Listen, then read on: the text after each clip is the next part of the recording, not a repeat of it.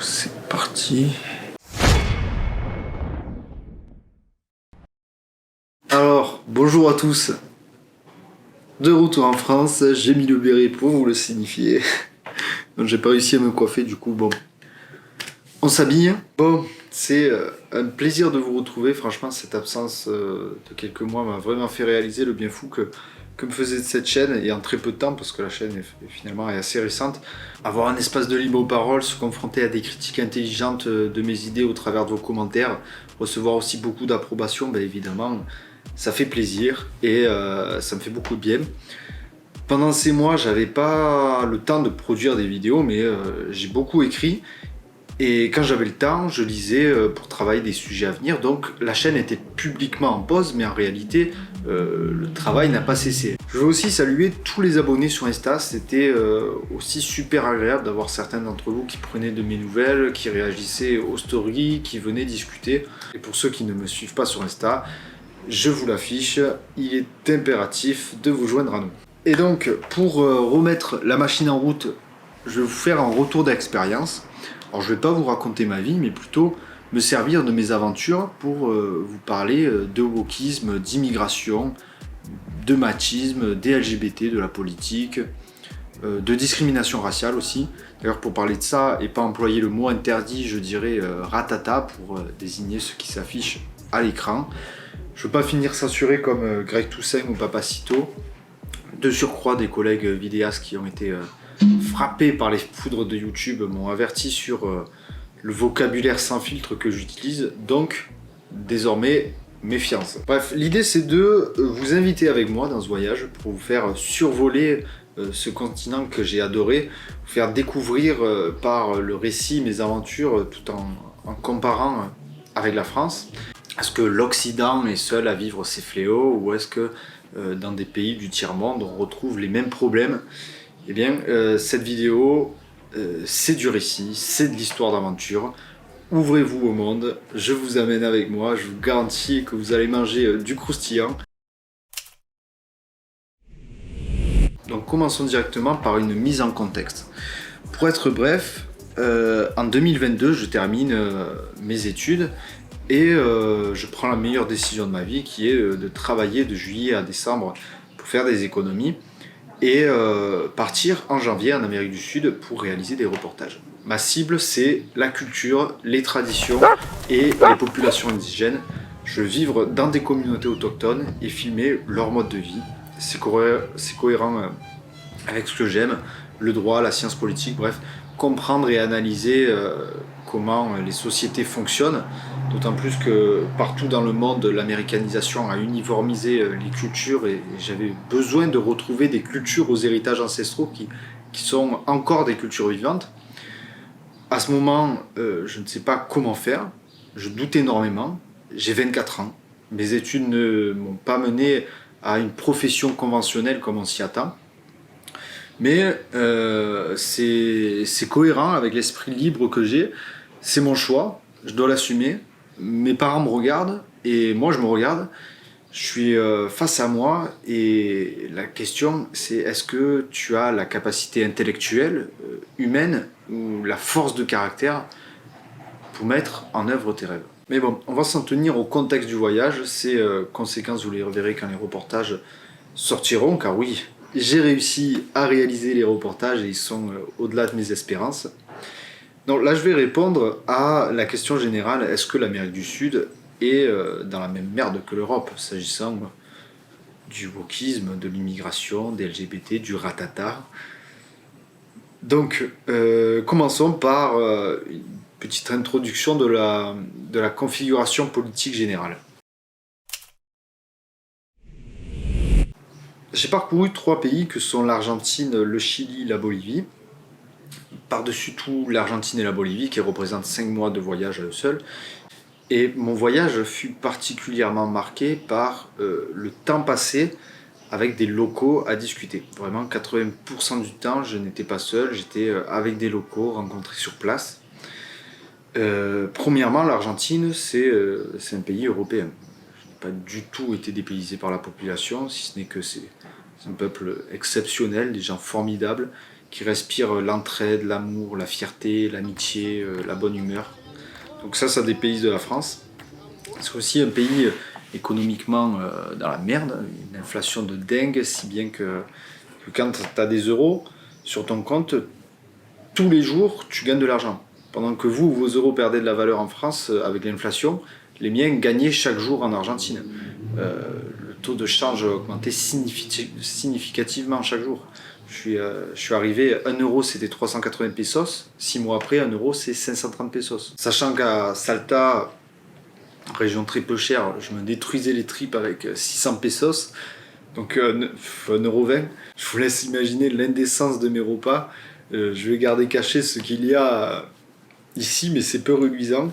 Et donc, ce contexte économique qui est cyclique en Argentine a fait tomber les Argentins dans une sorte d'indifférence envers la politique. C'est tous les mêmes, alors on s'en désintéresse. La corruption est gigantesque, on a des fortunes qui se créent sur la corruption.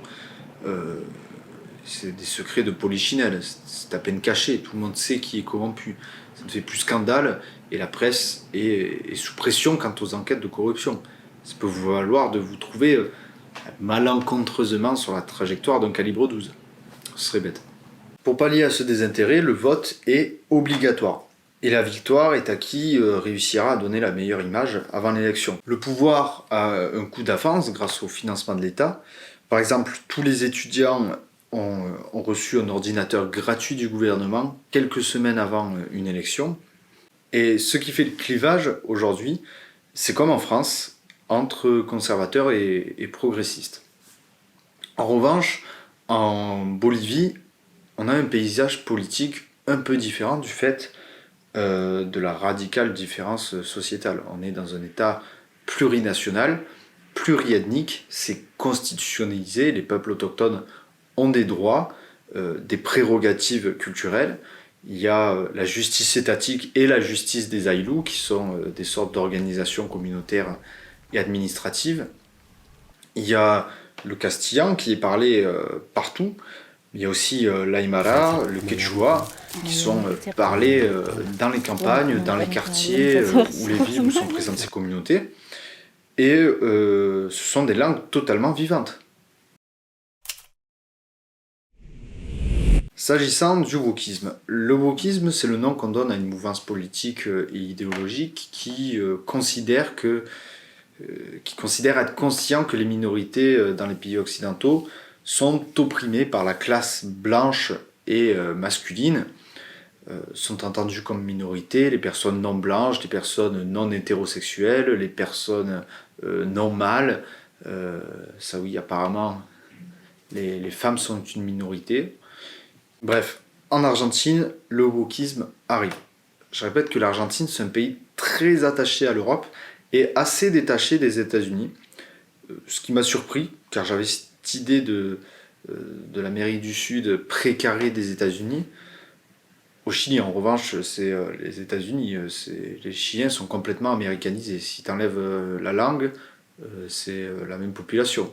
Ce sont des gens froids pour lesquels on ne développe aucune affection, qui poursuivent des rêves consuméristes, s'habillent en jogging casquette, et ils ont une architecture américaine. C'est frappant la différence. Enfin bref, en Argentine, on a une forme de wokisme qui se développe et qui rassemble les LGBT, très présents, les femmes, pour le coup, réellement oppressées, et les populations indigènes comme les Mapuches. On n'a pas les Noirs dans la lutte pour la simple raison qu'il n'y en a pas en Argentine. Il n'y a pas de communauté noire comparée au Chili qui sont envahis d'Haïtiens. Mais bon, il y a quand même cette convergence des luttes un peu incohérente qui accable l'homme blanc hétéro des malheurs de la société.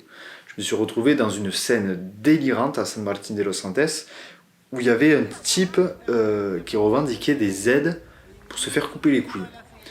Des femmes qui énuméraient le nombre de féminicides dans la province de Neuquén depuis le début de l'année, et une femme mapuche, une représentante, qui assénait que les Blancs étaient des criminels et oppressaient le peuple mapuche.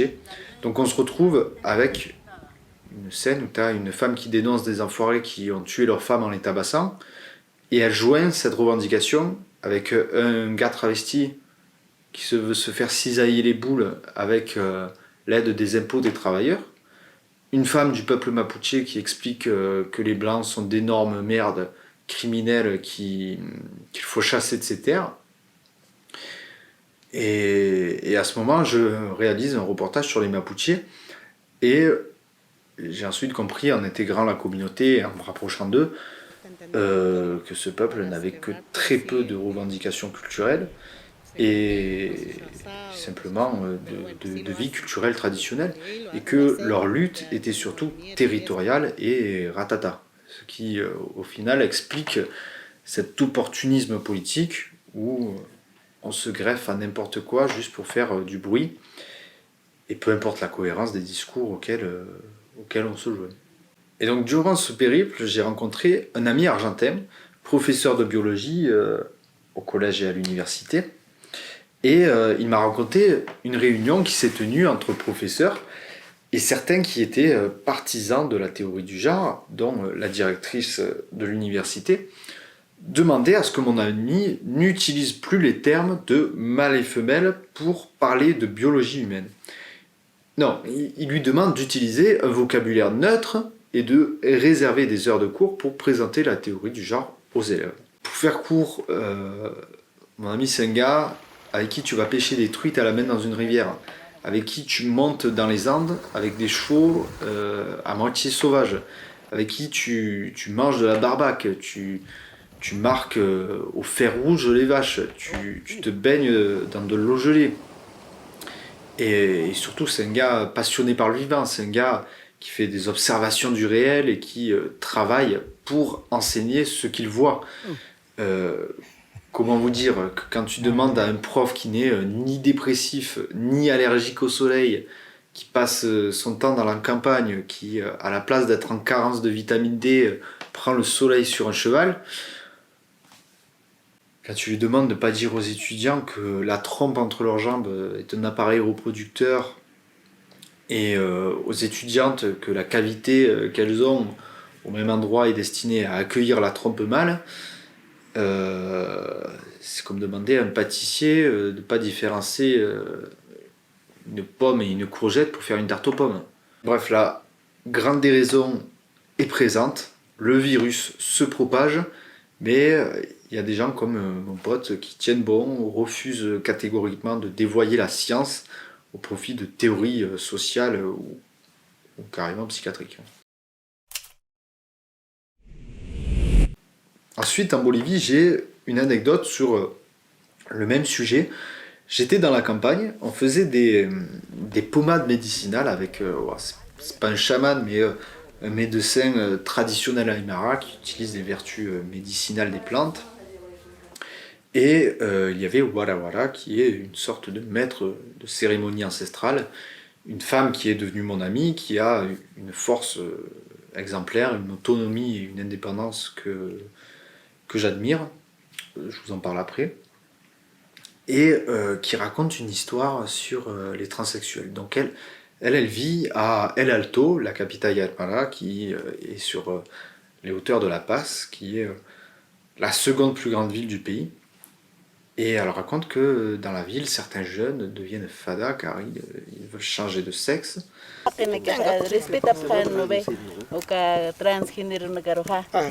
Bien respetados, escondidos. ¿Qué? A los trans. Sí. Ellos Como son hermafroditas, hermafroditas, ¿no? Sí. Ya. Las gentes Pero los que chiquititas, nacen así, ¿no? los chiquititos, los que nacen, ¿no? Los que transforman. Ya, eso, sí. No, los que se transforman. Eso, como ya, No, los que se Estados transforman. Unidos, bien, ¿Por los qué? que Ellos dicen, yo digo, no ve, hermano, ¿por qué te has transformado? Yo soy muy respetuosa. Él dice, hermana, ¿no ve? Les Aymaras, c'est une culture qui est attachée à la croyance ancestrale de la Pachamama. La Pachamama, littéralement, c'est la terre-mère. Ils ont donc un lien indéfectible avec la nature. Ce que la nature donne a un sens. C'est pour une raison. Dans cette croyance, on est beaucoup plus dans le remerciement de ce qui est donné que dans la demande de don. On ne va pas demander à la terre de donner, on va faire des cérémonies pour la remercier de nous avoir donné, de nous donner. Même quand elle donne peu ou rien, on la remercie de nous abriter, de nous avoir donné la vie, de permettre les conditions actuelles pour que elle soit toujours en vie. La Pachamama, c'est pas une divinité qui donne, qui écoute les hommes et leurs prières. C'est la terre qui vit, qui est balayée par les éléments, et c'est elle qu'on respecte, qu'on aime. Et donc, si on suit la logique, on doit remercier la nature pour nous avoir donné le sexe que l'on a. Pour eux, c'est qu'il y a une raison. Si l'on entre en opposition avec la logique de la nature, on entre en opposition avec la logique de la vie. C'est donc vu comme, non pas une maladie, mais un mauvais comportement d'être transsexuel. C'est déshonorant. Ensuite, elle parlait du fait qu'il était possible de changer de sexe avec une opération chirurgicale et s'étonner du fait que l'homme, par ses avancées technologiques, cherchait toujours à remplacer la nature. En France, on a les cathos ou les musulmans qui disent que l'homme cherche à remplacer Dieu en faisant cela, cette prérogative créatrice qu'aurait Dieu. Et donc, c'est intéressant de constater qu'on retrouve dans les traditions sur tout le globe, en fait, cette attache à la nature. Ce qui est surprenant, c'est ma position. Où j'arrive, je surprends les normes sociétales ancestrales qui se perpétuent depuis des millénaires, être complètement bouleversées par ces nouvelles pratiques. T'as l'impression d'être un témoin de l'histoire, quoi, d'assister à un renversement fondamental, une nouvelle donnée très moderne qui s'immisce dans un fonctionnement très traditionnel. Ensuite, le machisme. Parlons-en. Alors j'étais choqué, j'avais pas anticipé cet aspect latino-américain. En plus de ça, j'ai été éduqué dans un environnement sain de toute cette mentalité. J'ai un grand-père machiste, mais c'est fait sous couvert d'humour et il était absolument inenvisageable pour lui d'en venir à la violence physique avec ma grand-mère. Il est plus dans la logique où on peut toucher une femme pour lui faire du bien, mais on la touche pas pour lui faire du mal. Non, ce qui était vraiment différent là-bas, c'est que c'était une mentalité généralisée.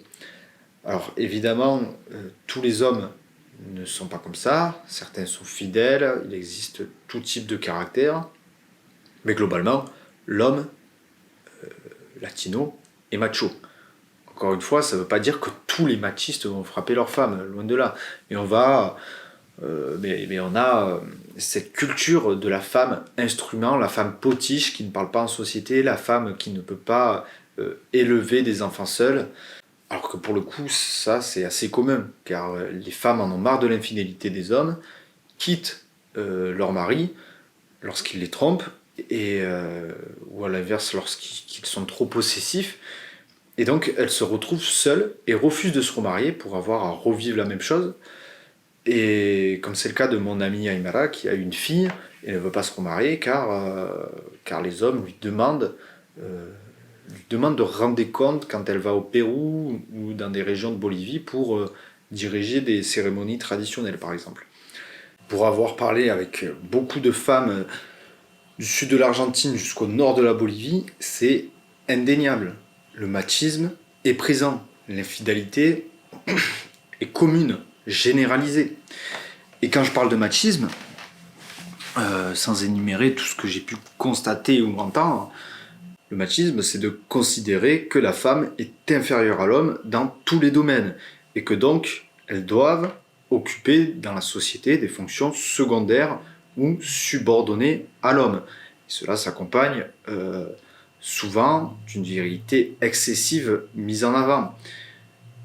On retrouve par exemple l'idée que la femme, son rôle, c'est d'être dans la cuisine, d'attendre que son mari rentre du travail, lui faire un bon plat, s'occuper de la maison, qu'elle soit bien propre, ou alors s'occuper de l'éducation des enfants, de garder les enfants pendant que son mari est au travail ou la trompe.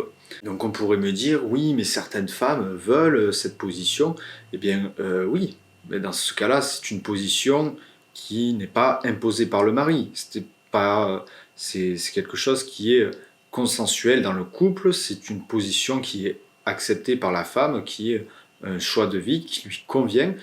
Et on peut parler de machisme lorsque cette position, c'est le cas de beaucoup de femmes que j'ai pu rencontrer en Amérique du Sud, c'était imposé par leur mari. De plus, le machisme, ça s'accompagne souvent d'une virilité excessive mise en avant. Du coup, ça fait kéké. Pour moi, ce sont des attitudes méprisables, qui sont nocives à la société. Une société humaine est composée d'hommes et de femmes, avec leurs différences, leurs complémentarités. Et ériger en modèle sociétal l'idée comme quoi la femme est un être inférieur qui doit se vassaliser à l'homme est aussi toxique qu'une virilité excessive. Donc on a deux mondes sur ce point. La France avec une jeunesse ou des citadins majoritairement constitués de brélasses déconstruites, et on a de l'autre côté de l'Atlantique des machos qui se montent la bourre pour être le plus oppressant, le plus lourd, le plus dominateur envers la femme. Donc dans les deux cas, on a des attitudes absolument méprisables. Soyez un peu équilibrés, les gars. Il y a un troisième monde entre être une grosse brélasse qui veut être déconstruit et Calu qui veut dominer la femme. Dans les communautés Aymara, on a aussi ce machisme très présent. Les femmes battues qui n'ont aucune autre perspective que d'accepter leur vie conjugale. Je parlais avec mon amie de ça et elle me disait que certaines ne faisaient rien de leur journée et acceptaient les coups pour avoir cette sécurité du ventre. Mon amie, elle a fui l'île sur laquelle j'ai observé ça justement, parce qu'elle avait cette intelligence, cette force d'assumer, de s'assumer seule. Mais malheureusement, quand on est dans des sociétés où la vie est dure, où il n'y a pas le confort de la vie, où une femme peut trouver un emploi, quand tu vis sur une île où l'emploi c'est de chasser ou pêcher pour se nourrir, tu n'as pas d'autre issue que de rester avec ton mari ou avoir la force de rejoindre la berge pour découvrir un monde qui n'est pas forcément plus simple. Donc, elle reste et accepte. Il y a aussi cette croyance de la Pachamama et du sens naturel qui fait naître une philosophie toxique. Elle est un peu tirée par les cheveux parce que c'est pas celle qui émane naturellement de cette croyance. Mais certains hommes l'utilisent pour dire qu'il faut faire l'usage de la force pour dominer sa femme. Qu'en cas de conflit, la violence physique est un langage naturel entre les hommes. Et que si la nature avait voulu que la femme soit égale à l'homme en droit, elle l'aurait doté de capacités suffisantes pour lutter contre lui. Certains pensent donc que la femme, au service de l'homme, est une position naturelle et qu'il faut respecter l'ordre de la nature. C'est bien sûr tout à fait critiquable et pour le coup, peu de monde qui croit en la Pachamama tord autant la réflexion, mais ça existe. Ensuite, sur l'immigration. Il faut prendre en compte que l'Amérique du Sud fut un territoire colonisé à l'inverse de l'Europe. Et donc, bien qu'un pays comme l'Argentine soit constitué à 90% de blancs européens, on a aussi des métis et des indigènes, auxquels on prête un droit d'être là. Par exemple, dans la province de Jujuy, la population est 80-90% bolivienne, d'immigration plus ou moins récente. Mais ça ne gêne pas les Argentins. L'Argentine est un pays immense, avec des cultures différentes entre chaque province, des rivalités politiques et culturelles. La musique change, les accents changent, l'histoire change. On a des provinces comme Salta qui a 210 ans d'existence avec des héros de l'indépendance, et Santa Cruz qui est à 140 ans et qui a une histoire purement économique avec l'exploitation pétrolière. Si vous voulez, c'est comme si plusieurs pays existaient au sein du même État. Et donc l'immigration bolivienne ne bouleverse pas vraiment les cultures argentines. ils parlent espagnol, et même si leur ethnie est très différente des Argentins, ça ne les dérange pas, car il y a cette conscience que l'ethnie andine est autochtone. Et en plus, ils parlent espagnol. Donc l'immigration intra-Amérique, hispanophone, est normale. C'est comme si on avait une communauté celte francophone venant de Belgique qui s'installait dans le nord. Moi, j'en aurais rien à foutre. Ça, c'est pour les Boliviens qui viennent travailler et s'installer. Il y a aussi les Boliviens qui viennent pour l'hôpital gratuit ou les aides sociales. Ils font des enfants, ne travaillent pas ou travaillent au noir. Ou alors travaillent quelques années, obtiennent des aides sociales et s'en vont en Bolivie refaire leur vie en préservant ces aides sociales. On est dans une situation similaire à la France et à l'Algérie, et ça les Argentins ne supportent pas. Ils ont le sentiment de travailler, payer des impôts et ne pas recevoir les bénéfices car ça part dans la poche de branleurs étrangers. On a aussi au Chili et en Argentine beaucoup de Vénézuéliens et Haïtiens qui immigrent et provoquent énormément de délinquance, car ils n'ont pas de travail, sombrent dans le trafic de drogue, le trafic d'organes, le viol. Les Haïtiens sont en plus un peuple qui vit dans la misère et l'insécurité, qui a cette culture de l'organisation mafieuse ou en bande armée. Le Chili, ça fait penser à un lointain pays qui s'appelle la France, mais à la place des Haïtiens, on a d'autres nationalités.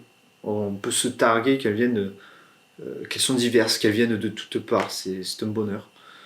La différence, c'est qu'au Chili et en Argentine, ils font le lien entre haïtiens et immigration. Parce que tu sais pas pourquoi, les mecs se sont demandé comment on appelle un étranger qui vient dans mon pays. Un immigré. Ok, immigré, immigration, au-delà de la même étymologie, immigration, c'est le phénomène de déplacement géographique d'un immigré. Là, ils sont dans mon espace géographique, les types. Depuis qu'ils sont là, la violence a explosé. Il y a des gens qui disent « Ouais, le problème, c'est l'immigration. » Venez, on fait un lien entre le phénomène et ceux qui créent le phénomène. Venez, on regarde 10 ans en arrière. Ils n'étaient pas là, c'était tranquille. Ils sont là, c'est moins tranquille. Je crois qu'il y a un lien, les gars.